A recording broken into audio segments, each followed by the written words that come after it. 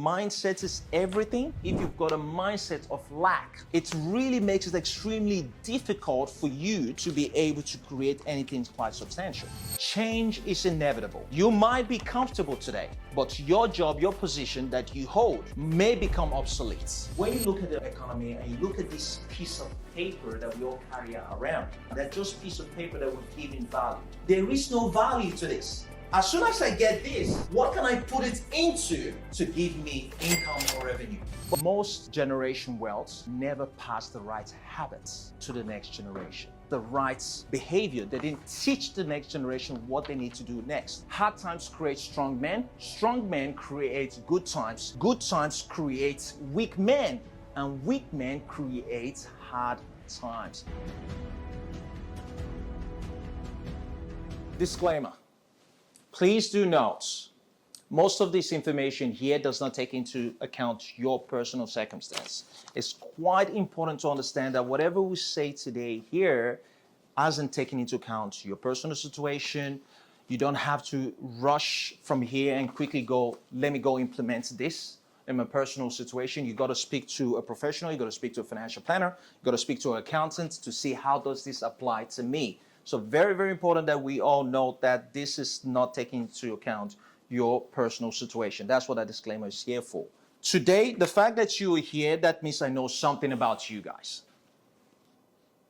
The fact that you've taken out the time to be here, the fact that you've taken out the time to step away from work, the fact that you could be doing something else means I know something about you. What that means is you're very hardworking. You are either an entrepreneur.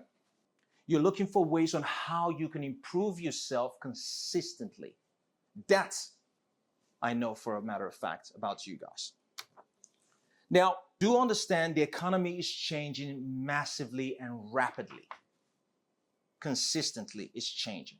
The reason why we're here is to work out, okay, based on the fact that inflation is going up like crazy, what can we do today to safeguard ourselves, our family, and consistently find ways on how we can pivot and secure our future, not just our future, but for our generation futures too as well. Why the topic generational wealth? Why have we chosen generational wealth? And the reason why I've really decided to really focus on this topic, which is quite broad, right?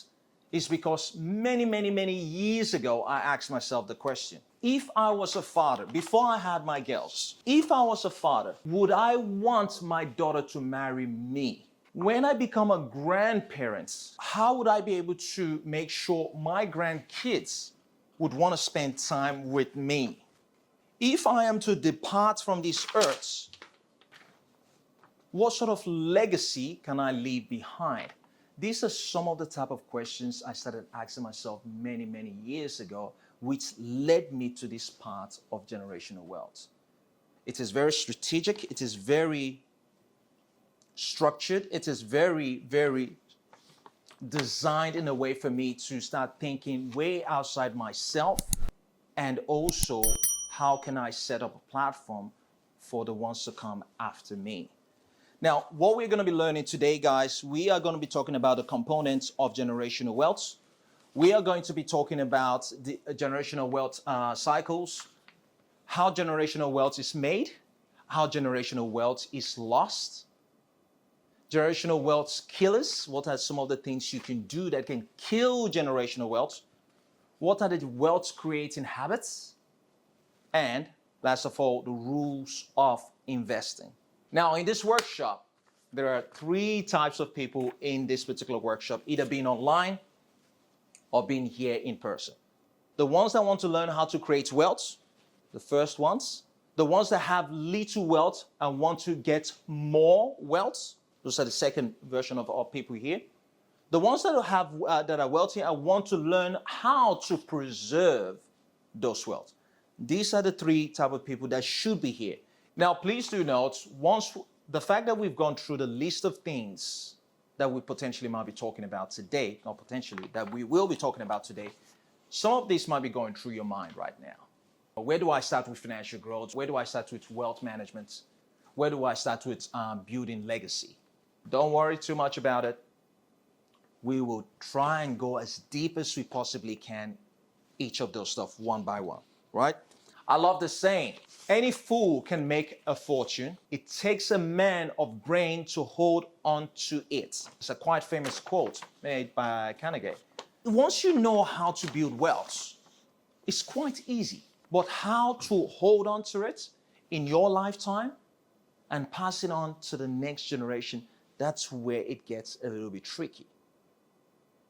That's where it gets really, really tricky. I know most of you that may not most of you that are at the beginning stage might say, oh, Collins, I disagree with you because I don't have any wealth yet. Well, once you have to go through the phase, once you know how to create wealth, which is the reason why we're here today, once you know how to create wealth, it becomes easy because you have the habit. But the hardest bit is retaining that wealth and passing on that wealth on as well.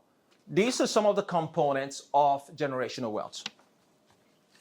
The very first one is the best, the one I love the most, mindset. Why do I say mindset? For most of you that have heard me speak, nothing happens without this. It all starts here. Once we understand the concept that the mindset is everything, everything starts falling in place. You know, for this table to be here, someone had to envision it. Someone had to imagine that in their mind's eye before they were able to bring it into the forefront of reality itself. So if you've got a mindset of scarcity, if you've got a mindset of lack, it really makes it extremely difficult for you to be able to create anything quite substantial. For example, you might be under the mindset that, most of us here might be earning six figures. A lot of people are earning six figures and they go, you know what, I'm okay, I'm comfortable, there's nothing absolutely for me to worry about. But there's something that everyone seems to forget, which is this inevitable stuff that happens all the time, change. Change is inevitable. You might be comfortable today, but your job, your position that you hold may become obsolete. When the taxi drivers were doing this stuff and they failed to come together, and Uber came out of nowhere and disrupted the entire industry. And we've seen a lot of that even when COVID came, a lot of business went bankrupt. But the point I'm trying to get out here, if you're under the mindset that I've got the safety nets, I've got nothing to worry about, I don't need to create any passive income, you're so wrong. Because understand this, if you are unable to create passive income, you condemn yourself to eternity of you working for the rest of your life, regardless of how much you earn, even if you're earning $1 million a year. But the fact that you have to go in, trade in your time to earn that $1 million a year, leave your work, go earn that $1 million, you are condemned for the rest of your life to work. So the earlier you can start finding out ways on how you can create passive income, the quicker you can start doing that, the sooner and the better it can be. Timing, I really got to be better at this myself, timing. Right now, what's currently happening in the global markets? All around the market, but let's just focus on Australia. Let's use property as an example. What we're seeing right now, a lot of people are talking about interest rate is high, interest rate is high. And they're saying, the kind of conversation I hear is, let's see what happens next year before we decide to get back into the property market. That's what majority of people are doing. Majority of people, the average investors, basically what they do is they're all doing the same in the sense that they're all waiting to see what happens in the market. As we all know, when people are scared to do things, that's the time you should be doing it. And it takes a massive amount of courage for you to do that. Because in most cases, what happens is once interest rates start going down, whenever it starts going down next year, what happens to the property market? What do you think happens to the market? It goes up. So you end up the same property that you were meant to purchase for $1 million or $1.1 million, you end up paying extra 100,000 more because there's a lot more people coming in. You've got less negotiating power. So timing is quite crucial. I say right now, a lot of people now talking Melbourne, saying Melbourne property market is dishing, it is perfect time to buy in Melbourne. Because when you look at the statistic in terms of population growth, where are the main state capitals people are going into? Well, New South Wales, Victoria, Queensland. These are the three main places that attract a lot of people coming in.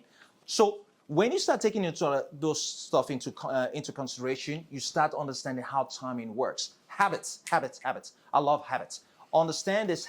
Generational wealth is not just about I make a lot of money, I pack up that money, and I'm just going to pass on that money to the next generation. It doesn't work that way, people. It doesn't work that way. You need to pass on the right habits to the next generation. What are the type of right habits we're talking about? Well, habit things like, how can they create? How can they add on to what you've done? I'm a big believer in terms of involving your kids, for those of us that have kids, involving the kids as early as possible. Start showing them financials, start showing them a profit and loss. Start talking to them in terms of, why is the balance sheet red? Why is the balance sheet black? Because what is generational wealth? Generational wealth is you passing something on to the next generation. If you don't teach them mentorship, you don't teach them the right habits, how are they going to look after your wealth when you're long gone? So habits is very important. I would argue the fact that generational wellness, generational well-being is far greater than generational wealth. Because I can pass you wealth without the right habits. What do you think you're going to do with that wealth? You're going to destroy it in your generation. Your next generation won't even see it. So I'll say generational wellness, generational well-being is way important. Compounding, very straightforward. We're going to try and move as fast as we possibly can. So I'm not going to touch it. Compounding is basically how long can you hold on to an asset? The longer you can hold on to it, either being as simple as compounding savings accounts or what is it called, term deposits or real estate, and it compounds in equity over time. It keeps growing. The longer you can hold on to it, the better. Investing is all about the long-term play. We're not talking about quick wins here. What I'm talking about is got nothing to do. I invest in Bitcoin, tomorrow it's gone up in value by 500%. That's not what I'm talking about. What I'm talking about is long-term play, and that's where compounding interest comes in. Strategy. We all know what strategy. If you got no strategy, got no plan, you're wasting your time. Then you're playing on someone else's strategy, right? We're going to go into that a little bit longer. And relationship, your network. Right now, we're here in this room. You're not here in this room alone. Hint, hint. You're not here in this room alone just to come listen to me talk. You're here in this room to network. Unfortunately, most of you that are online are online because you couldn't make it here. But I would strongly urge you guys to try and find ways on how you can connect. Relationship is everything. Your network is everything. If you don't have the right relationship, you don't have the right network, it will be way much harder for you. So that is quite big for me. Guys, feel free to jump in, ask me if you need any kind of clarification. I'll be more than happy to discuss that with you. Now, I love this particular section, and most of you may have heard this or may have seen this. This is not my saying. I borrowed this from someone else. My grandfather walked 10 miles to work every day. My father walked 5 miles. I drive a Cadillac. My son is in a Mercedes. My grandson will be in a Ferrari, but my great-grandson will be walking again. Why is that? Very simple. Most generation wealth never pass the right habits to the next generation.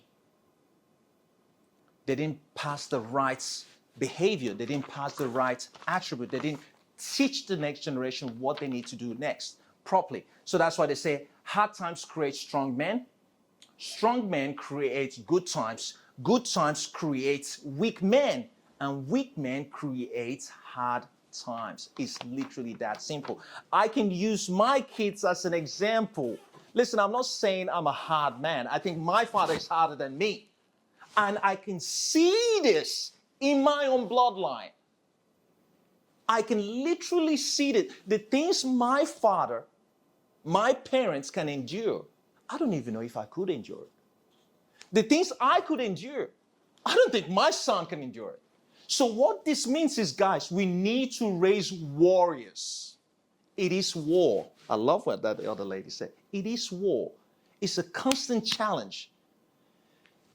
Because think about it. You've worked 40 years, 50 years, whatever amount of time to accumulate this wealth.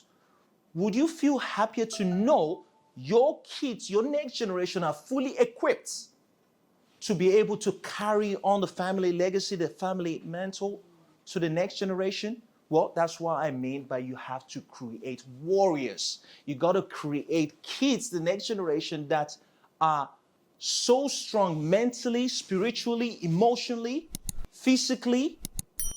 It is war. It is tough. If not, someone is just going to come in that's way tougher than them and take all your asset away from them. That's simple.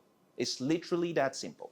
All right? Cool, guys. Carnegie, I'm not going to fully read this, but I'm going to leave this in here. Now, listen, some of the guys in here, some of them did some crazy stuff, which I don't like, but there are some certain habits that they did real well that we all can take away from.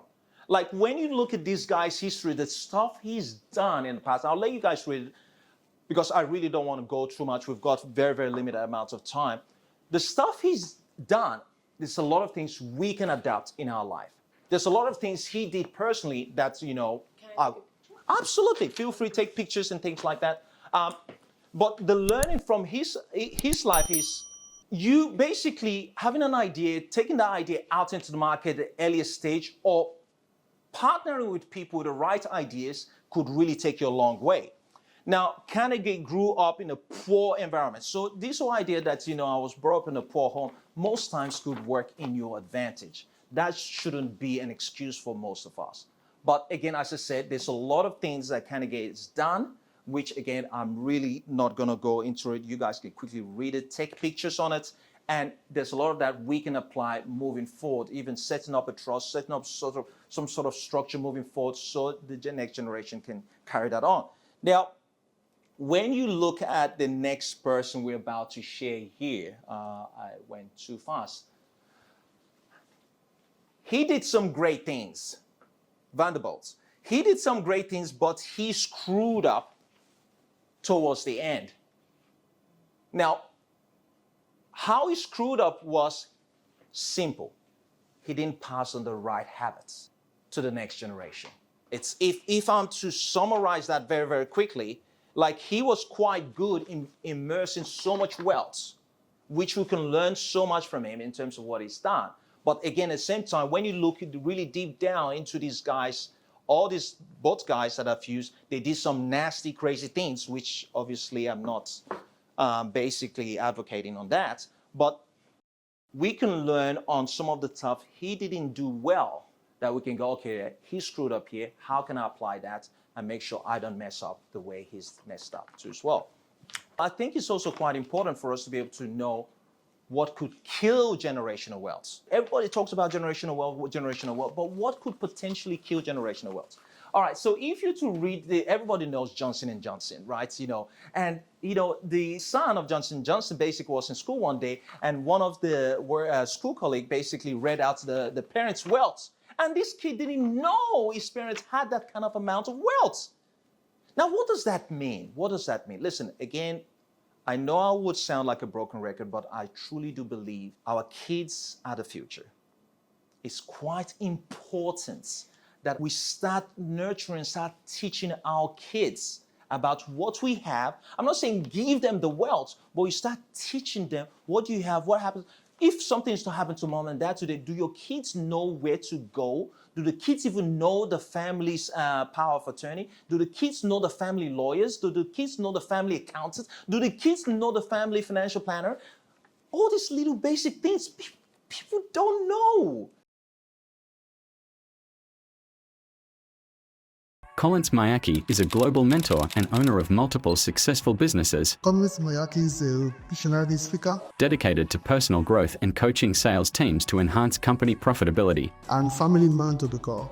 He is the owner of multiple successful businesses. His mentoring extends to individuals, aspiring business leaders, guiding them in transforming their ideas into successful ventures. And is dedicated With a focus on both personal and professional growth, driving economic growth through innovative business strategies. Join Collins on this journey to turn aspirations into reality, fostering success worldwide. Very quickly. Why? It's very simple. We will always all default to our default mode. If you're someone that doesn't know how to handle 10 million, 20 million, 50 million, you will always default to what you can handle. Money has its own spirit. Guys, I'm saying this from examples and what I've also seen clients happen to them. If money gets that sense from you that you don't know how to manage it, money is like a ruthless, crazy mistress, I would say. If you can't take care of it and manage her, she's gone. She will leave you so fast you won't even see it coming. It's crazy. I know we laugh about it, but it is that ruthless. So that's why you see a lot of the time some people, when they come about this kind of large amount of money, what they end up doing, they end up buying this one car, but going for a trip, and before you know, in less than 2 years, gone, and they're broke again. I'm not going to harp on too much on this. Let's keep moving as quickly as possible. Lack of concentrated wealth, breakdown in trust and communication. So, and what else have we got? Parents not preparing the children. We all know what that means. We don't really need to go into that. I keep saying children. I'm a big believer of children. I'm a big believer of the next generation. Everything I talk about is always how can we involve the kids. And what happens here is, because why I say this is, something quite magical happens when parents start teaching their kids. The parents basically start finding ways on how they can be better. Because what happens is, when you teach, you learn more. When you teach. So by you teaching your kids, you find yourself that you're becoming more prepared. Most especially when you get kids that go, but why? But why? But why? For those of you who have kids who know what I'm talking about, because that's why just keeps going to you before you run out of answers, that you just say, shut up. Because it is. My kids are so used to, but daddy, why? Why? Then you got this because of the, why? Why? And you just keep giving different answers. It's so good. It makes you sharp. It makes you, learn ways on how to do research, and you learn so much from that process. So that's part of the reason why. Now, there is quite a lot of habits that you can use to build generational wealth. We're going to quickly run through it, and I'll just quickly point on a few of them. Yeah, we've got investing in sure bets. Investing in sure bets, for example, listen, a lot of time people say to me, I need a lot of money to invest. No, you don't. You don't. Again, investing is just more about you building the right habits. You don't need to wait till you've got $1 million, $2 million, 100,000. Please understand, it's just really the habits. Because if you can manage $10, you can manage $1,000. If you can manage $1,000, you can manage $1 million. But if you can't manage $10, I can guarantee you can't manage $1 million. But a lot of the time, people like arguing that with me, saying, Collins, I'm sure if I've got $1 million, I'll be able to manage it. I'm like, no. If you can manage $10, you cannot manage $1 million. So what do I mean by this? Invest in sure bets. There are simple things you can invest in. You can invest in fractional investing. You can invest in the S&P stock market as little as $5, $10, $100, and just basically, it's just setting up a disciplinary habits. Saying, okay, every month I'm going to invest $100. Get into the habits.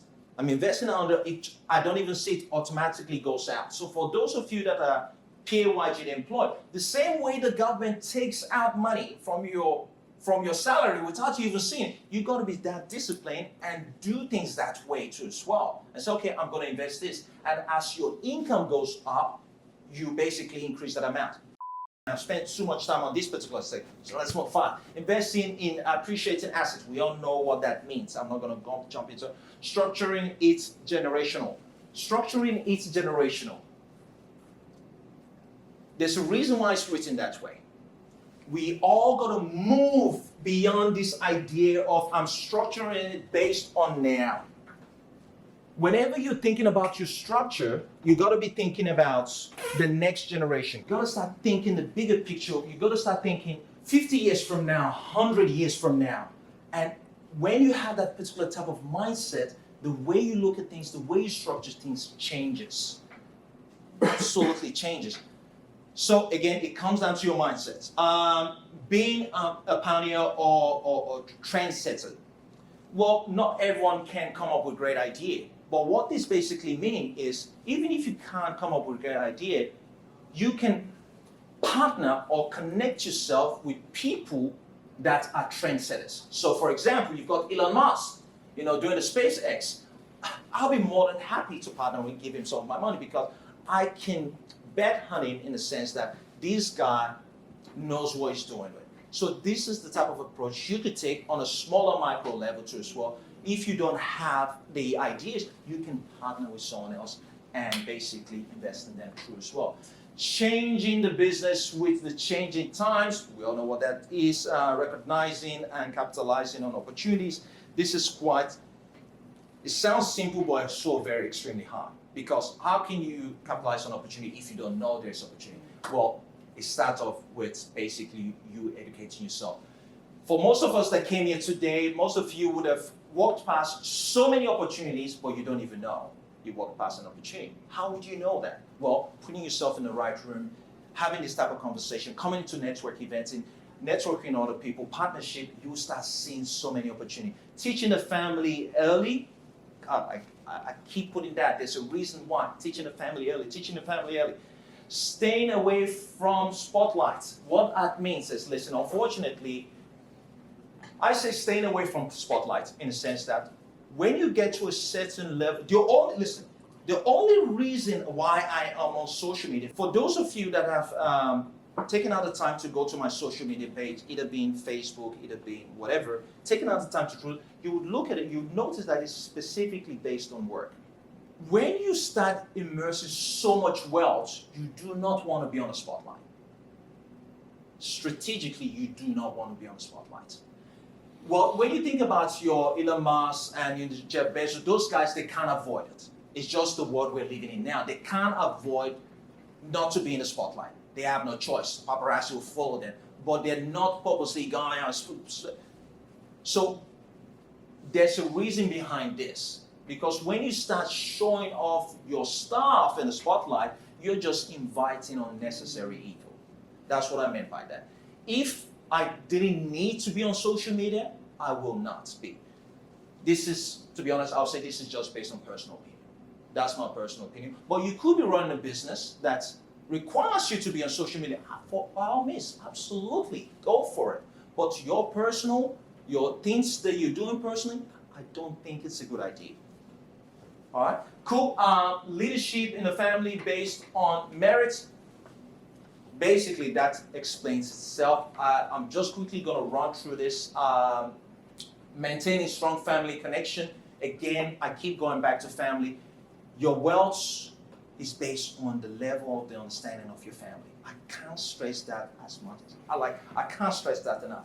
Building strong business network goes back to the old network we were talking about, and being cautious of who you bring into the fold, bring into your team, bring into your close network. Who you bring into it plays a massive role. Once you start elevating yourself to a certain level, you've got to be very strategic in terms of, okay, what is this person bringing to our team?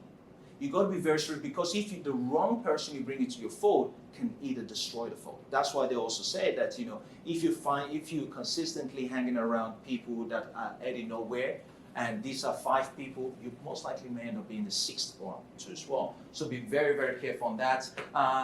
Capitalization of certain aspects of law and loopholes. What this basically means is, we've all heard the saying in terms of the rich people are greedy, rich people basically try to evade tax, how do rich people avoid paying tax and things like that. This is where you really got to start to understand, depending on what country you're in, the laws, how can you play within the loopholes of the law that favors you, understanding that from a tax point of view, from a legislative point of view, how can you move around? But again, maybe most of you may not be here yet, but this is something you really got to start looking at. Even something simple as, I've got this industry super fund. I think a lot of us could relate to this. I've got an industry super fund. How can I use that to my own benefit? Should I be looking at creating a self-managed super fund, or should I leave it in my industry super fund? It depends, but looking at the loophole. So if I'm to convert it to an SMS, to a self-managed super fund, how's that going to look like when I do retire? So yeah, just understanding all that could go really a long way. We're going to quickly move. Now, the 8 P's of investing. This is a quick summary, and I'll quickly break it down. People have just put in remarks, and I said something a little bit about it. This is you investing in people. Now I can look around in this room and go, oh, geez, this person's got a really good mindset and they run a business. I don't care about a business. I would invest because of you, because of your habits. So identifying people that you can invest in is incredible. It's amazing. Products. We're seeing a lot of situation movements with AI and all this stuff happening right there. If you can identify a good product that you think can last a test of time, I would say definitely go for it. Perpetual, like Netflix, which is just more like a subscription kind of model. If you can identify a business that has a subscription kind of model, more like a guaranteed ongoing kind of revenue. There's some real estate business, for example, that has rent roll guarantee kind of something that people will subscribe and they pay some sort of guaranteed monthly fee. It's always a good way to invest. Problems, Uber Eats, all the stuff. People solving some sort of problem, logistics problem, whatever kind of problem. Those early stage type of companies, again, it doesn't have to be Uber, but if you to come across someone with an idea, it could be in this room, that is coming up with an idea, I urge you, invest in them, even if it's as little and they're solving a problem. Patents. Well, I'm sure we all know what patents are. If you've got someone that's got a patent, that's obviously they can show legal documentation that yes, it's patented in Australia and globally, whatever, that's always a sure bet. Then you've got preventatives. Preventatives, now this is where you start getting to a certain level. You start going, okay, based on how the economy is going, should I be investing in gold and silver? I know I'm not going to push too much on this, but the reason why I say gold and silver is when you look at the economy and you look at this piece of paper that we all carry around, this piece of paper that we all carry around, that just piece of paper that we've given value, there is no value to this. There's really no value to it. The whole aim of this is, as soon as I get this, what can I put it into, invest it into as quickly as possible to give me income or revenue? I don't want this. I want assets. That's what I want. Now, preventatives, things like gold, don't bring money into your pocket, but gold has this inheritance kind of value to it.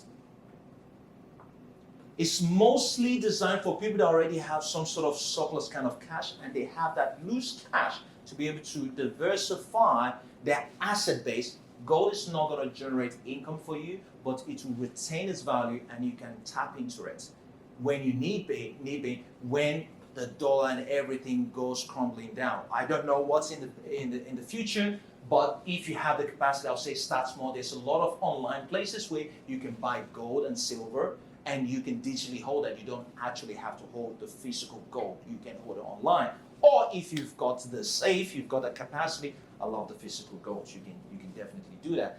Planning. You've got planning. Before getting to planning, you've got property. Property, obviously, everyone knows what property is. Property basically depreciates in value. And obviously, you've got those additional benefits of depreciation that you can pull out. So again, guys, please, if I'm going too fast, there's anything you show off, please do let me know. And you've got planning. Planning, there's a reason why planning is in the middle. There is multiple levels of planning. You've got estate planning. The lack of planning is your life in your life. would ruin the financial future of your family. The lack of planning in your life will ruin the financial future of your family. The lack of planning in your life will ruin the financial future of your family. There's a reason why I've placed this in bold. Please understand, if you don't plan for the future, your kids' future, you literally condemning their future.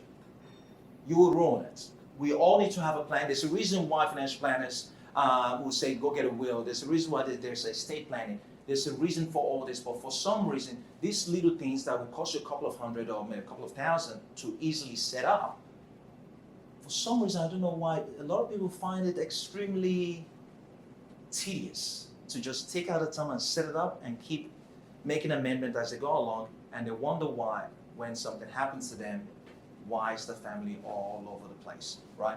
Let's not make the same mistake. What have we got here? All right, so kind of talked about this. These are the three main form of planning. You've got the business plan, as I said, financial planning, and you've got the estate planning. You need to be across all this. I'm sure maybe for those of you that don't have a business up there, financial planning is applicable to everybody. Financial planning, if you haven't spoken to a financial planner, if you think financial planning is for the rich, no. You don't need to be earning 200,000, 100,000. You could be earning 50,000 and go speak to a financial planner. You could be earning 60,000 and go speak to an estate planner. These guys would help you structure your financial estate planning, will help you keep your wealth.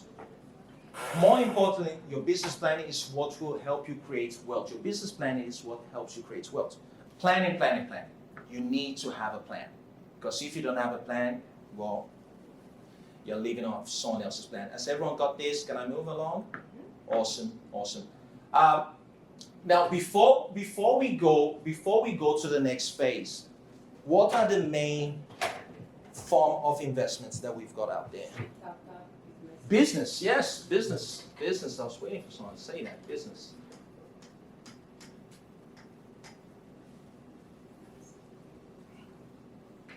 Do anyone else have any other forms of investing? These are the three main ones. These are typically everything. There's so many other forms, but it typically falls under these three key components. These three components. Now, let's start with shares. Do we have anyone in the room here that does some sort of share trading? On average, for those of you that does shares, on average, what would you say is the average return on average is the return, the annual return on shares? 15 to 18%. 15-18%? Mr. Min, how many percent would you say? On average, On average? no matter the times, On average? 10%. 10%? I would say around 13. 13%. So around the 10 to 15% on average. So let's be conservative. Oh, Let's your say- shares. let's say 10 to 15%. Let's call it that. Okay. Now let's look at real estate. On real estate, on average, what would you say on how high does it go up on average? Let's base this on in Australia. We're not looking on a global level. On average. 30, oh God, that would be so good. I think everyone should just forget about everything and just go on real estate. Goes up by 30%, you get the depreciation, that's really good. No, I wish it was because I would be a very, very rich man. 3%? Anyone else? Any other idea in terms on average? I reckon around 6-7%. 6-7%. Do anyone else want to give it another one more from someone on average? On average in Australia, it's around 5 to 10% real estate. 5 to 10% on average. During COVID, we saw some properties go up way more than 10% in some certain areas. But on average, real estate is that much on average. Do anyone own a business here or run a business? Perfect. For the business owners, How long have you been running your business for? 6 years. 6 years, and you? 10 years. 10 years? Okay. Now let's go 4 years ago. 4 years, within the space of 3 to 4 years, what would you say? So 4 years ago, how much did your business grow to in that 12 months? Would you say 5%, 2%? What would you say 4 years ago? I would say business, depending on how much work you put in, Mm. you could grow at 50. Yes. So what I'm talking about, 4 years ago, what percentage did you say? Would you say it grew? On average, it doesn't have to be exact. On average, how much did it grow if you could remember, based on your balance sheet? That's why I come up with 15. That's why I said 15. Then the year after. Oh, sorry. I'm talking about over the 4 years. No, not over the 4 years. 4 years ago, so you're going past the 5 years. So year 5, then the year 4. Year 4 to year 5. What did it The other way grow around. by? Year 2 to year 3. Yeah, year 2 to year 3. What did it grow by? What percentage? Very good. Very little. Then the following year, That's it good. grew up again. Yeah. Then the following year, it grew up again. So let's talk about last financial year. What did your business grow by over the 12-month period, the last financial year? What would you say? I would say 10. 10%? 10%? Let's take the same concept. What did your business grow on average the last 12 months? 10%? Do you think your business will grow again in the next 12 months? Yes. And roughly, if you're to take a guess, do you think it's going to be another 10 or 15 or 20%? Maybe another 10. Maybe another 10. And you've been running for the past 10 years. Yeah. So let's see if we're to even say on average that over the 10 years, because business start getting better the longer you're in it, right? So even if we're to take a 5% growth, whatever, that means your business may have gone up by 50% over time, Yeah. right?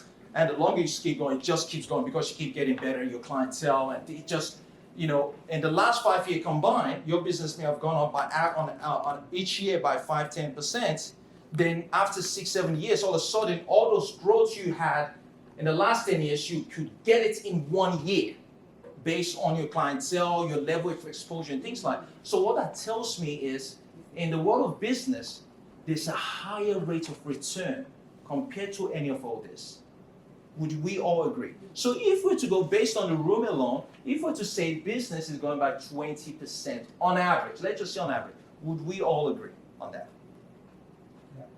On average. This is just year on, just based on what we've got here in the room.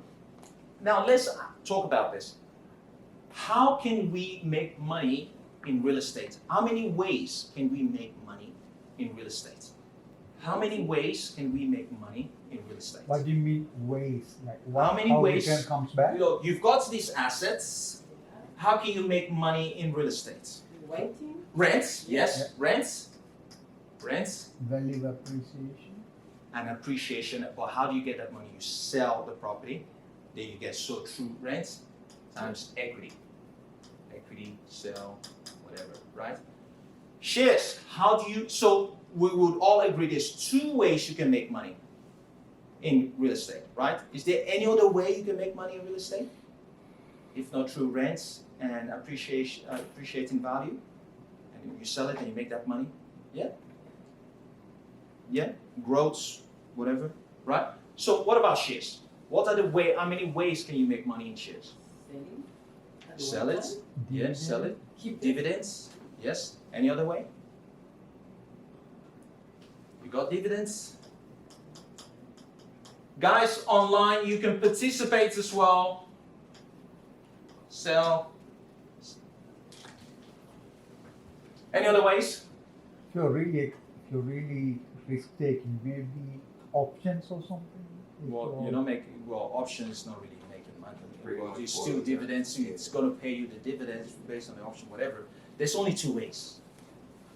For those of you that The have same as real estate. same Hold as and real sell. estate. So, for those of you that have businesses, how many ways can you make money? 1. Work hard. Wait, what do you mean by how many ways? How many ways can you make money in your business? For example, It depends on you can create a product. You can Yeah. create a product. create, not just a product, but also some courses. You can create courses. Yes. You can sell part of your business. Yes. Invest with other people. Yes. And what else? There are so many ways you can make money from business. You can license your business. You can create more products. You can have affiliation. You can have referral partnership. You can get consultants to do part of, like, so many ways. On average, there is around 10 to 15 other ways you can make money in business. That's why it is way much greater in terms of return. But there's one other way we can invest that we haven't covered yet. I hope that you guys online can see this. I hope you can. If you can, please do let me know. Which other way can we invest that hasn't been written here? Can someone tell me? I'll write it down. If I know you, is it education? Education, Learning. learning. Yes, you can invest in learning, but that's in you. In you. In you. You. Me. How many ways can you make money when you invest in you? For those of you online, anyone feel free to jump in as well, because these guys have been very engaging. There's multiple ways you can earn when you invest in yourself. Multiple ways. The things you knew before you started a business, basically, the return on those investments. Let's say, for example, for those of you that went to university, for those of us that went to university and were able to find a job in what we studied in, or you went to go get a bachelor's degree in something, you get a job. That investment that you made in yourself have paid you over and over and over and over and over and over again. When I left the workshop with Colin, I felt very empowered. I understand more about generational health and how important it is, and also to see things in the big picture, not just now-minded. So that was amazing. And what was your biggest takeaway from the event? It's when it shows that there is two sides of the coin, so we can either say something positive and see the world in a positive way, or we can either see it in a more sinister and negative way. So that was very powerful for me. I think I will keep that. Awesome. And what would you say to anyone who would be thinking to come to the next one? You should definitely come, because you will live with a lot of good ideas, you will feel empowered, hopefully, and then you will like to know more and maybe have Colin as your coach or your mentor. So definitely. And would you like to say your name and what you do? Yes, my name is Dr. Valérie Johnston-Dugamin, and I work helping people with stress and tension in the body as an osteopath. Knowledge, skills, wisdom. Knowledge is you know what to do. We're all trying to get the knowledge to get us to the next phase, whatever. Once you have the knowledge, now you know what to do. The next phase is skill. You've got the knowledge. You're fortunate enough, you've got the knowledge, it's amazing. Now the next stage is the skill. Now the skill is know how to do it. Knowledge is one thing. I can stand here in front of you guys and go, you know what? Do you know you can buy a property without no money? Do you know you can buy a business without no money? I'm like, oh, is that even possible? Okay, there is that idea, that knowledge that I could potentially do this. The next phase is the skills on how to do it. All right, so knowledge, know what to do. Skills, know how to do it. Then wisdom. This is the ultimate one, wisdom. The wisdom is knowing when to do it and whether or not if I should do it to start with. So let's use myself as a business owner. Because I've been doing business for over a decade now, there are some certain deals that I will come across. Sometimes I'll look at it and I go, you know what? There's money to be made here. But because of wisdom, I know when to walk away. And that's when you go to a whole different level. Because not every opportunity is an opportunity. So But that comes with experience and time and understanding too as well. That does take a while. The whole idea today is to plant an idea in everyone's mind in terms of what's possible. Understanding that what you know and how you think has brought you this far, has brought me this far. For me to get there to the next level, I need to learn new things. It's that simple. What I am today is not just based on, I was born with. I learned this from mentors. I still got mentors to today. I'm a big advocate of mentor. If you don't have a mentor, go get one. Paid mentor, not free mentors that you get online. Paid mentor, go get one. It's quite important. You need someone that can hold you accountable. You need someone that can basically breathe courage into you. You need someone that's walk the path that you're about to walk so they can shorten that path for you. They can tell you some of the pitfalls that you can potentially avoid. You don't have to do it yourself. So how to find a good mentor? Well, there's mentors everywhere, and you're speaking to one right now, which we're going to lead to that. But the point is, I'm not saying come to me, but we all need to have a mentor. Now look at every most successful leaders out there. They all have a mentor. And you look at them, you go, if the wealthy people have a mentor, why don't average people have a mentor? Well, you start connecting the dots. There's a reason why. Well, a lot of average people think it's a waste of money for them to invest in mentor. You invest in mentors, you investing in you. That's the investment we're talking about. Also, just to give you guys an idea, I think I should make this clear. I should stand up and say this. I'm not saying you should do this, but part of my personal goal is increasing the level of money I spend on mentor every year. It's a personal goal I take. Because there are greater mentors. And God, if I knew that mentors can make things so much easier for me, I would have done it 15 years ago. The amount of money I've paid to mentors is not enough. Based on the level of wealth I've accumulated, based on the information and the knowledge and the rooms they've placed me in. Not enough.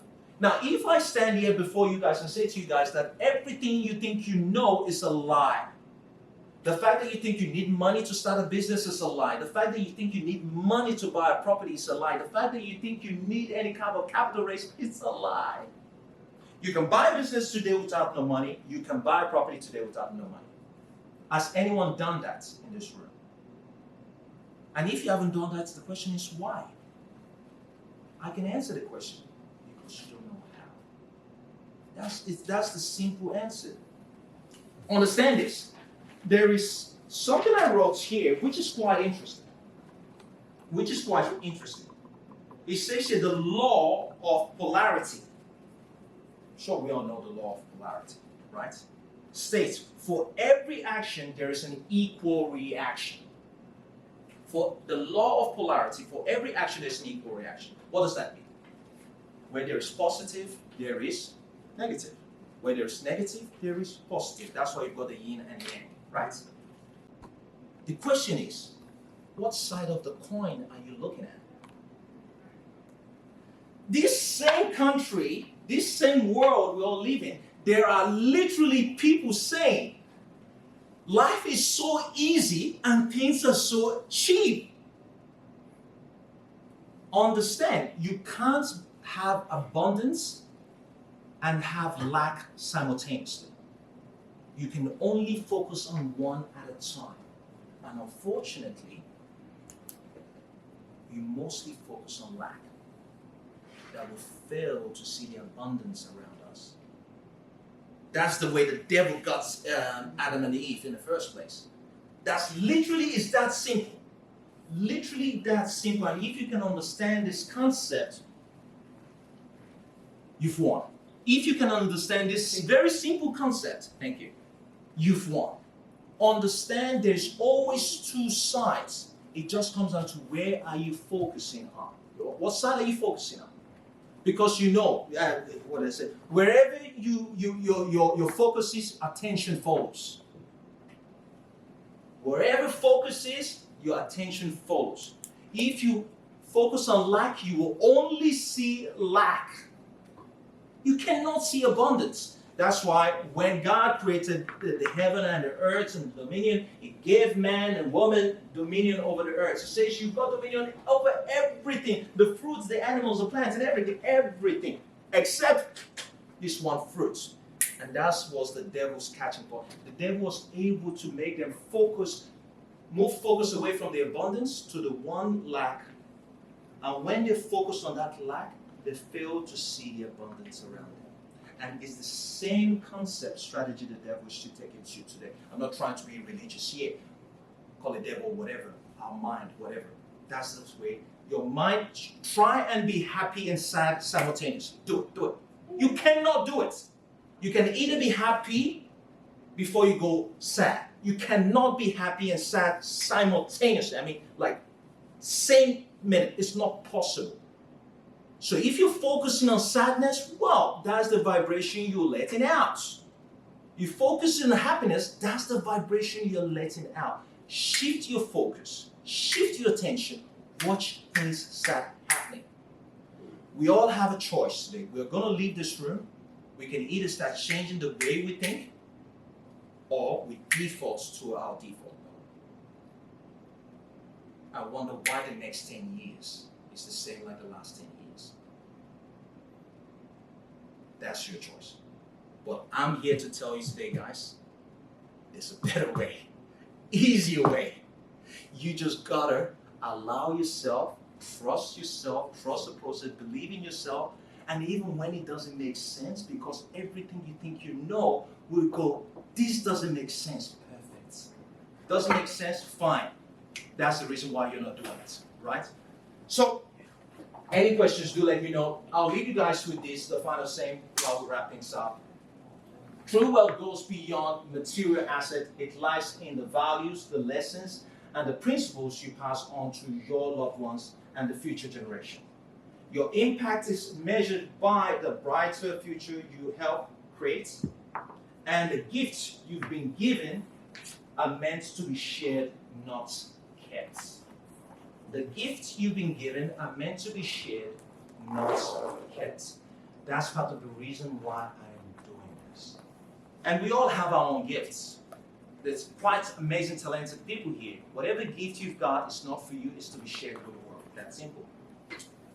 Going to the next phase, this is a QR code for those of you that are interested in taking this to the next level. I do offer a mentorship program. The mentorship program is basically all around the globe. I do have some clients in the US. A majority of my clients are in Australia. And what comes along with this mentorship, obviously, you've got to be interviewed to determine if you're a right fit for it, because we basically want to make sure you're coachable. That's one. Two, that you'll be able to bring value as well to the group as well, and also give you an opportunity for you to be able to network with like-minded kind of individual, because this whole process is something you're going to go through over and over, and be in the room, be in the right environment for people to be able to nurture you and speak whole and help you dream bigger. Because if you can't think it, you most definitely can't achieve it. So how can we start shifting your focus? How can we start shifting your mindsets for you to think bigger? That's what this is all about. For those of you interested, definitely scan the QR code. For those of you that haven't, reach out. Then we can talk about the next step. That's about it for today's session.